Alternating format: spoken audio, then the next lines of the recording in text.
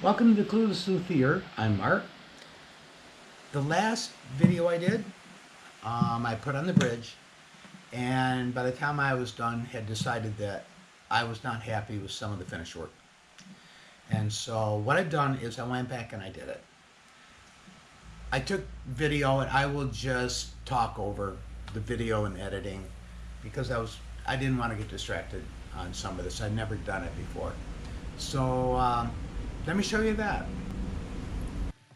The first thing I did was work on the sides of the guitar where the finish had something underneath or in it that seemed to make it really cloudy. I used a combination of steel wool and very fine sandpaper to take the finish back and take off whatever that was. It worked quite well. By the time I was done, I had finish back on, it looked much better. I really couldn't see any indication of it anymore.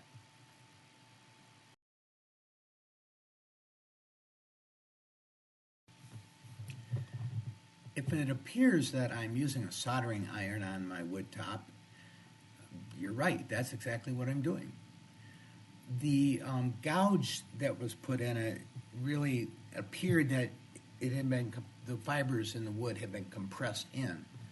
So what I'm trying to do here is use a wet paper towel for humidity and the heat of the soldering iron to get those fibers to expand again. It didn't take care of all of it, but it took care of most of it. So yeah, this is the second time I've used this technique on my guitar. I did it on the fretboard earlier, and it worked really well.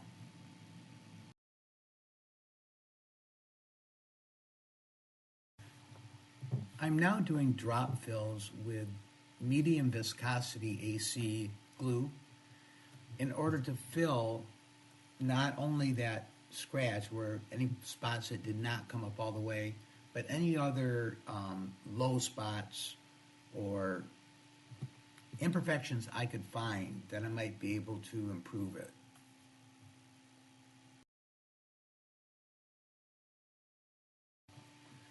I'm now using a technique that I first saw Dan Erlewine use on a StewMac video. I have a razor blade and I wrapped one layer of Scotch tape around each end, which elevates the blade like minutely above the surface of the guitar. And then I'm using that to scrape the excess AC glue after it's dried.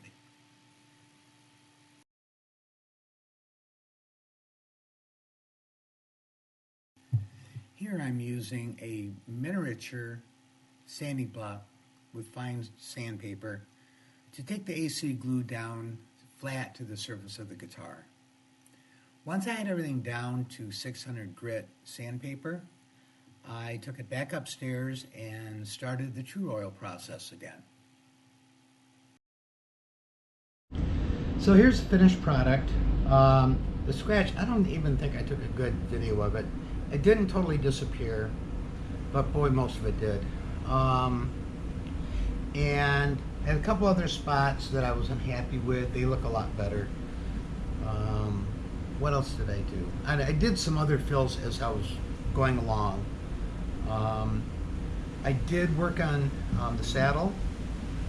I am not positive that this is going to totally take care of the height issue, but I'm going to put strings on it before I decide. I'm not going to take the neck off. What I'm going to do, if this needs to be taller, I'll find some bone or some kind of saddle material that I can leave just a little bit higher. And I don't know if I got a good picture of it. Well, actually on this one I did. This really worked out well. The dullness of it, I think, totally went away. And I went ahead and put the tuners on. I also put the nut in. I have not slotted it yet because I'm not going to do that until I'm ready to put the strings on. And this still has to cure for over a week, according to the rules. We'll see about if I can wait that long. But that's what I have for now. And the next video, basically, it should be done. So, thanks for stopping by, and I hope to see you soon.